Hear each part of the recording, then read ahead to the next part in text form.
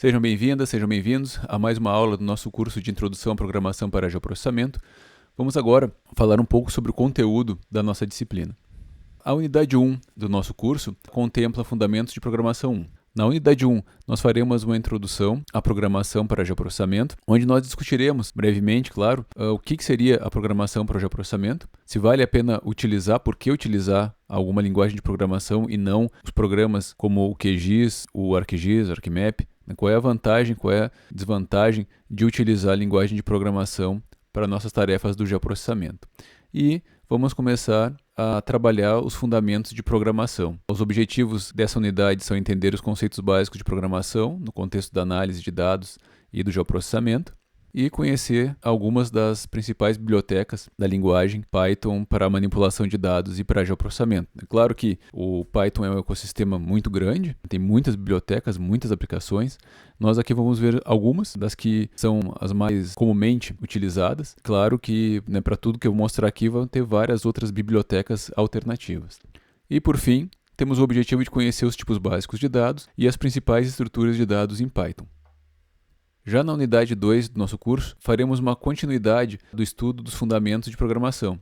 Aqui na unidade 2, nós trabalharemos com estruturas de controle, funções, manipulações de arquivo de texto, módulos e pacotes. Tá? Vamos fazer uma breve aplicação do módulo datetime, que é bastante utilizado, bastante útil para nós no geoprocessamento, e também trabalhar o gerenciamento e tratamento de exceções, claro, brevemente, e por fim, trabalhar a abordagem pythônica para a codificação.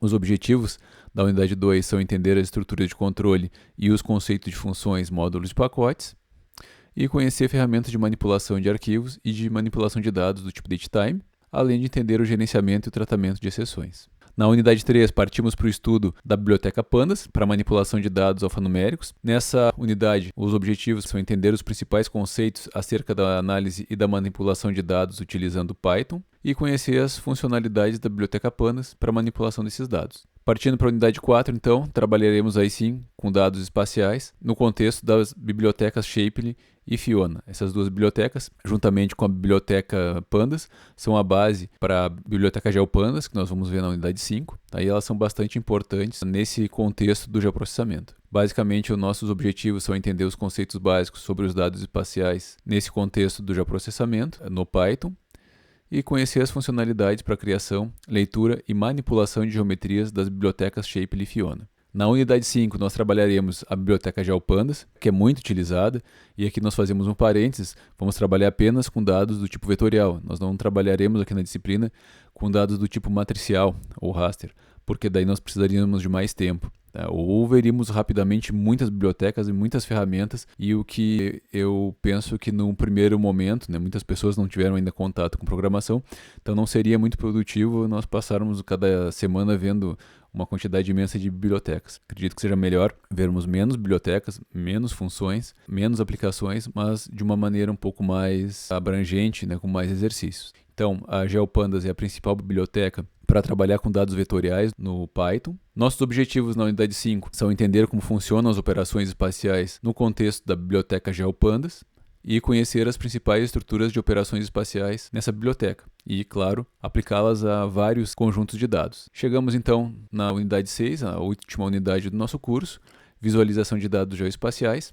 Aqui nós trabalharemos a Matplotlib, que é uma biblioteca amplamente utilizada para visualização de dados alfanuméricos, e depois nós partimos para fazer alguns exercícios com a função de plotagem do GeoPandas, a função que é integrada ao GeoPandas, e depois trabalharemos com a biblioteca Contestly e, por fim, a biblioteca Folium para criarmos mapas interativos. Os objetivos da unidade 6 são conhecer algumas das principais bibliotecas de visualização de dados alfanuméricos do Python e conhecer algumas das principais bibliotecas de visualização de dados espaciais no Python. No caso, utilizaremos a Contestly e a Folium.